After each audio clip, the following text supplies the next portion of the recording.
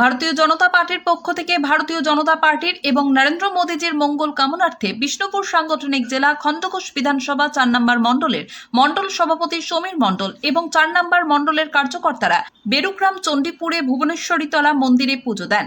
এখানে উপস্থিত ছিলেন ৪ নম্বর মণ্ডল সভাপতি সমীর মণ্ডল এবং ৪ নম্বর মণ্ডলের কার্যকর ও এলাকাবাসীরা। খণ্ডঘোষ থেকে মিলন পাজার রিপোর্ট, MBS নিউজ।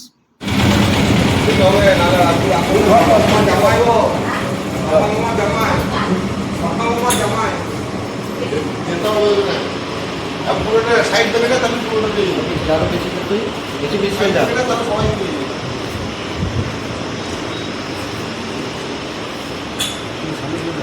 দাদা পাঁচ টাকা নিয়ে এখান থেকে